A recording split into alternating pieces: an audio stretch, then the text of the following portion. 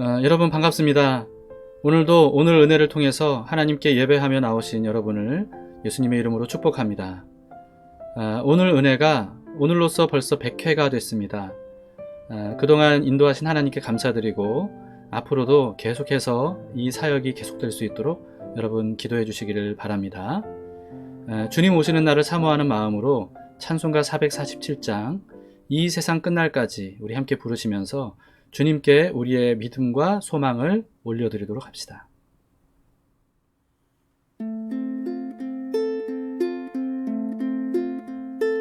이 세상 끝날까지 주 섬겨 살리니 내 친구 되신 주여 늘 함께 하소서.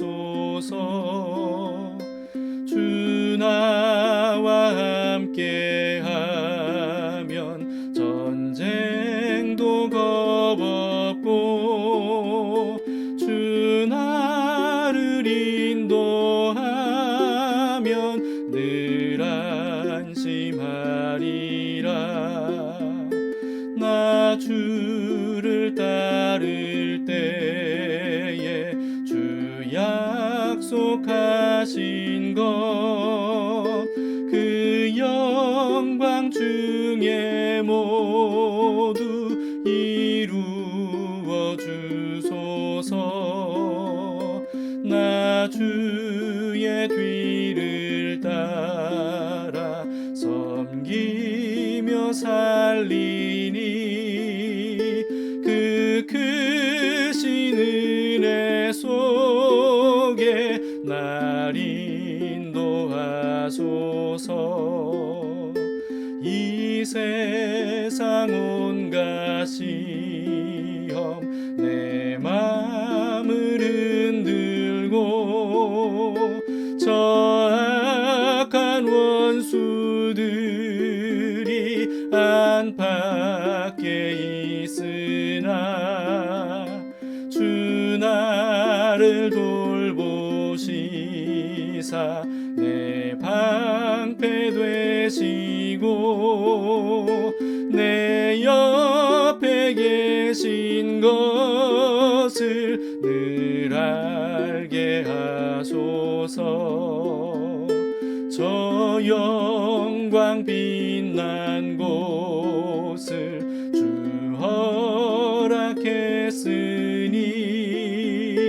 그 허락하신 곳을 늘 사모합니다. 끝까지 쉬지 않고 주 따라가리니 주 넓은 사랑으로 늘 인도하소서.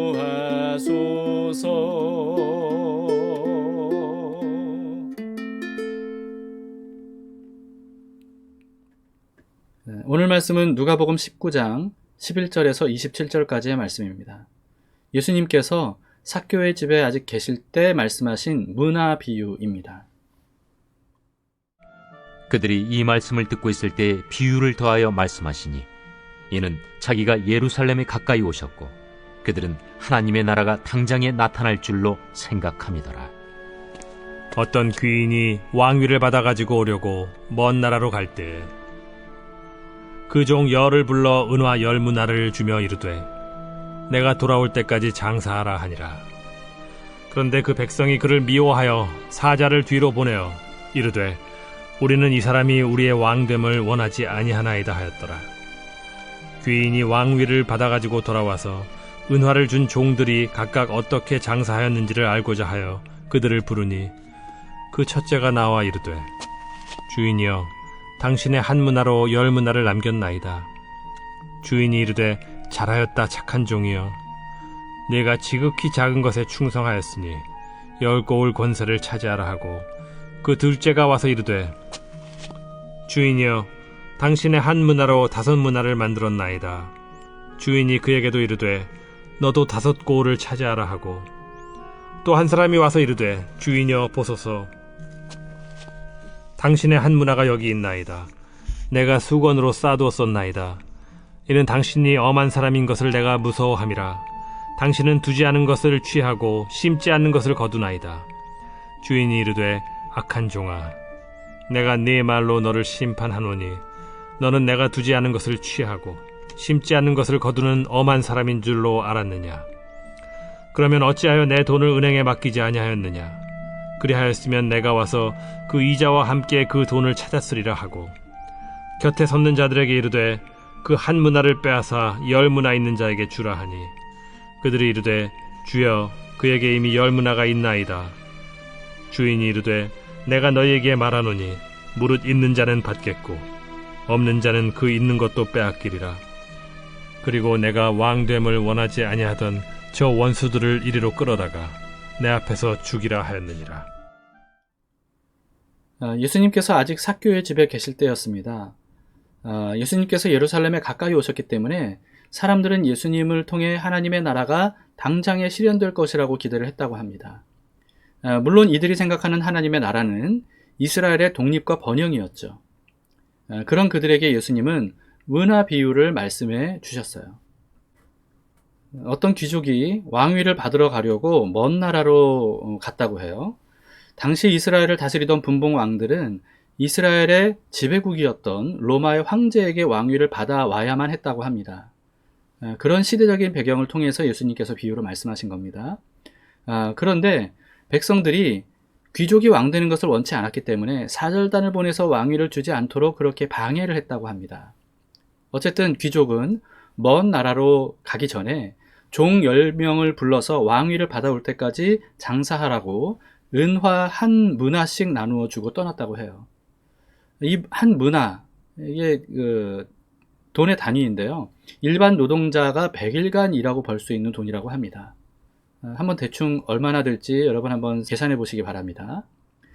오랜 시간이 지난 후에 귀족은 왕되기를 원치 않던 사람들의 적극적인 방해에도 불구하고 왕위를 받아가지고 돌아왔다고 예수님이 말씀하셔요. 그리고는 은화를 나눠준 종들을 불러서 결산을 한 거죠. 한 종이 자기는 한 문화로 10문화를 남겼다고 주인에게 말합니다. 주인은 여기에 대해서 칭찬해요. 17절입니다. 주인이 이르되 잘하였다 착한 종이여, 내가 지극히 작은 것에 충성하였으니 10고을 권세를 차지하라. 또 5문화 남긴 종도 동일하게 칭찬하면서 5고을을 다스릴 권세를 주었다고 합니다. 정말 파격적이죠. 단지 10문화와 5문화를 남겼을 뿐인데 10개의 고을과 5개의 고을을 다스리는 권세를 주었다는 거예요. 이를 통해서 우리는 주인이 종들에게 한 문화씩 나누어주고 장사하라 라고 한 것은 수익이 목적이 아니었다는 것을 알 수가 있습니다. 자신이 왕으로 다스리는 나라의 각 지역을 믿고 맡길 수 있는 충성된 종이 누구인지를 이 문화를 통해서 알고 싶었던 거예요. 그래서 주인은 그들이 수익을 많이 남겼기 때문에 착한 종이라고 한 게 아닙니다. 충성스럽게 맡은 일에 최선을 다했기 때문에 신실하게 주인의 뜻대로 일했기 때문에 착한 종이라고 한 거였죠. 그런데 어떤 한 종은 주인에게 자기가 받은 문화를 고이 수건에 싸서 보관해뒀다고 하면서 그거를 주인에게 내줬다고 합니다. 그 이유를 종이 이렇게 말했다고 하죠. 21절입니다. 이는 당신이 엄한 사람인 것을 내가 무서워함이라. 당신은 두지 않은 것을 취하고 심지 않은 것을 거두나이다. 종은요, 주인을 수익의 눈이 멀어서 불이하고 이득을 취하는 사람이라고 그렇게 지금 말하는 겁니다. 그리고 주인이 자신에게 맡겨준 사명을 전혀 이행하지 않고 게으르게 지낸 책임을 주인에게 전가한 거예요.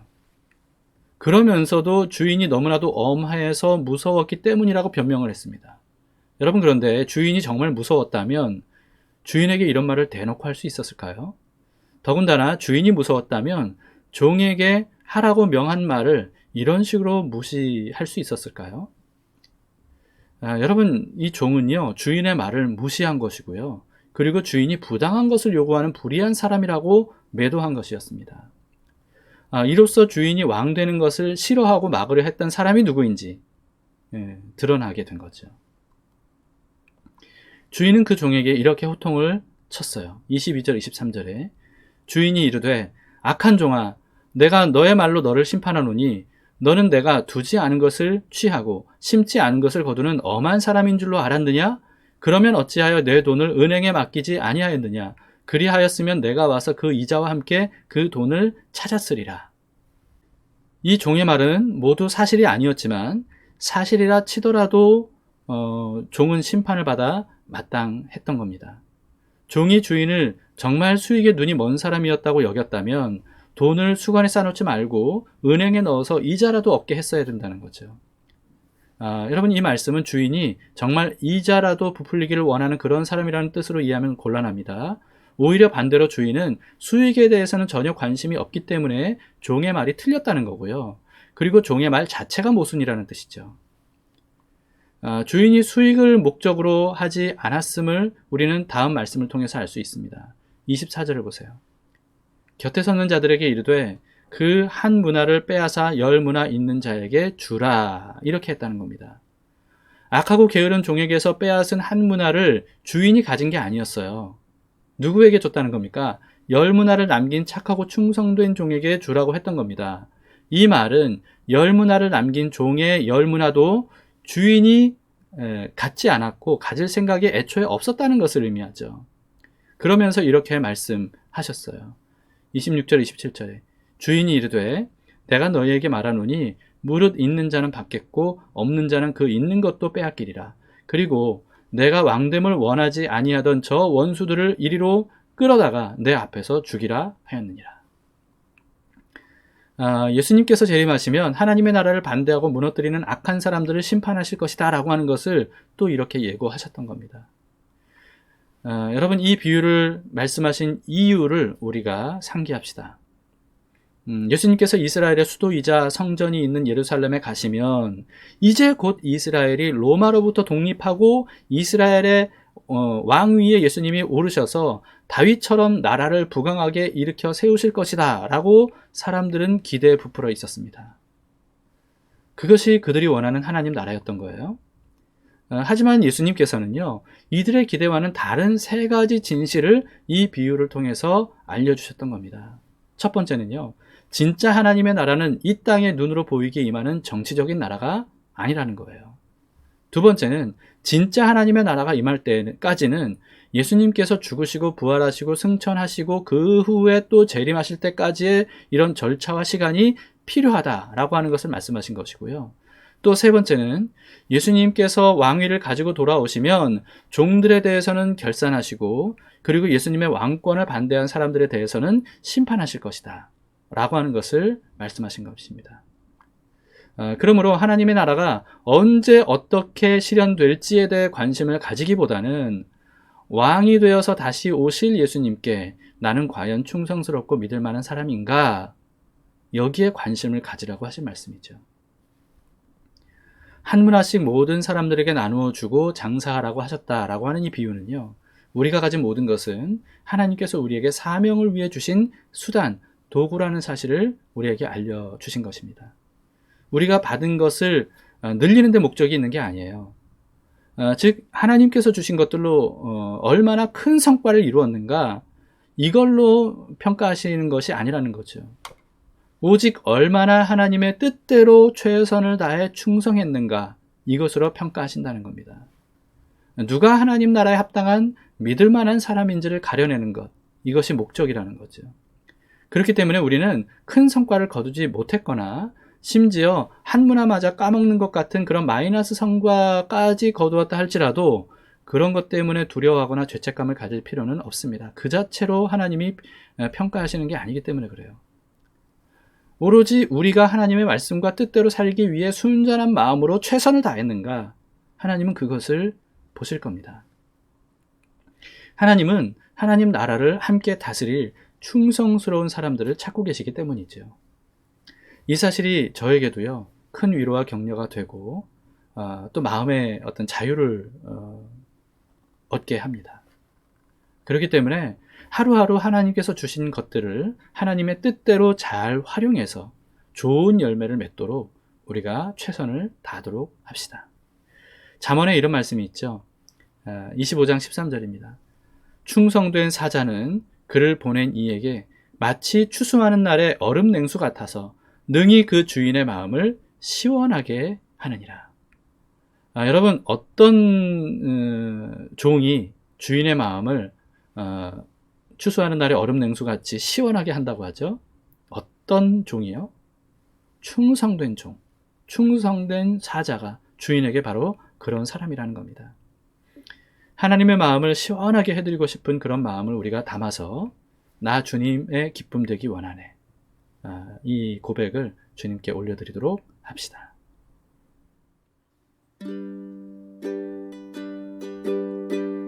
나 주님의 기쁨 되기 원하네. 내 마음을 새롭게 하소서. 새 부대가 되게 하여 주사.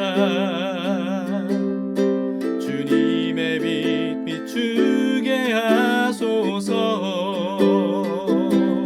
내가 원하는 한 가지 주님의 기쁨이 되는 것. 내가 원하는 한 가지 주님의 기쁨이 되는 것. 겸손히 내 마음 드립니다. 나의 모든 것 받으소서. 나의 맘 깨끗게 씻어주사. 주의 길로 행하게 하소서. 내가 원하는 한 가지 주님의 기쁨이 되는 것.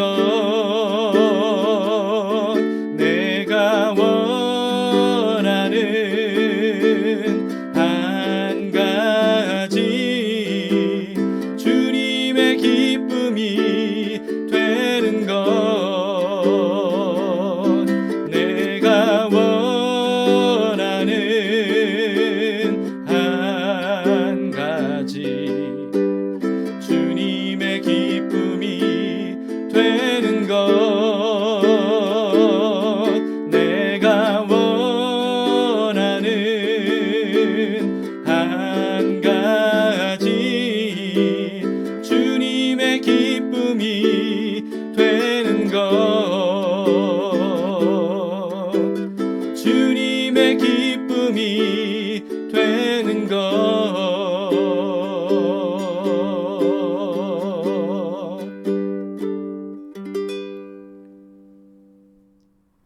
함께 기도하시겠습니다. 좋으신 하나님 아버지, 자신들의 소원을 이루기 위해서 예수님마저, 메시아 그리스도마저 수단으로 여기려고 했던 유대인들에게 문화 비유를 통해 주님이 찾으시는 사람이 어떤 사람인지를 알려주심을 우리가 보았습니다. 주님, 우리도 혹시 우리가 원하는 소원과 우리의 삶의 목적을 이루고자 예수님을 우리의 수단으로 여기고 있진 않은지 돌아보게 됩니다. 주님, 우리는 그렇게 되지 않도록 우리를 깨우쳐 주시고 하나님이 찾으시는 충성된 종이 될 수 있도록 인도해 주시옵소서. 하나님이 우리에게 맡겨주신 것들을 수단으로 여겨서 그런 것들을 통해 하나님께서 맡겨주신 사명을 우리가 잘 감당할 수 있기를 원합니다. 그래서 예수님께서 오시는 그날 우리가 주님 앞에 착한 종아, 작은 일에 충성했으니 내가 너에게 큰 일을 맡기겠다 말씀해 주시는 칭찬 듣는 저희들이 되기를 원합니다.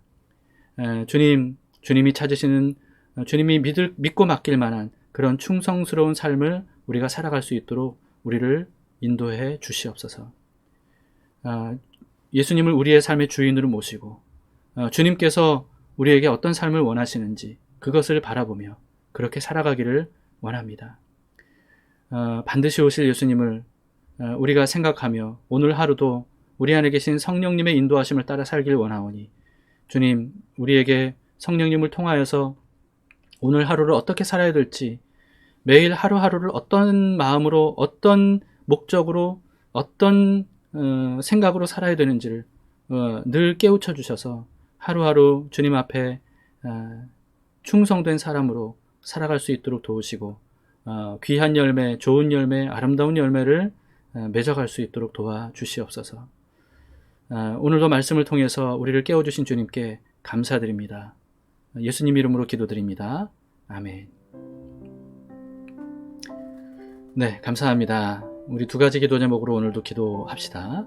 첫 번째는 주님께서 주신 것들을 목적으로 삼지 않고 수단으로 삼아서 하나님께서 주신 사명을 위해 잘 사용할 수 있도록, 멋지게 사용할 수 있도록 그렇게 지혜를 달라고 우리 함께 기도합시다.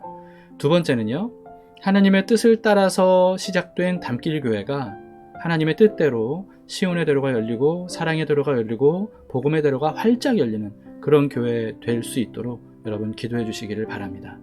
교회인 우리 자신이 하나님의 선하시고 온전하시고 기뻐하신 뜻을 이루는 일에 쓰임받을 수 있도록 담길교회 성도들이 그렇게 쓰임받도록 기도해 주시면 좋겠습니다.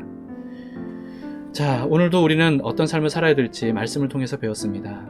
하나님이 찾으시는 신실한 사람으로, 충성스럽게 하나님의 뜻을 이루는 사람으로, 하나님이 주신 것들을 사명을 위해 활용할 줄 아는 그런 사람으로 오늘 우리가 살아가도록 합시다. 오늘도 아름다운 열매를 통해서 하나님을 기쁘시게 해드리는 여러분의 삶이 되기를 축복합니다.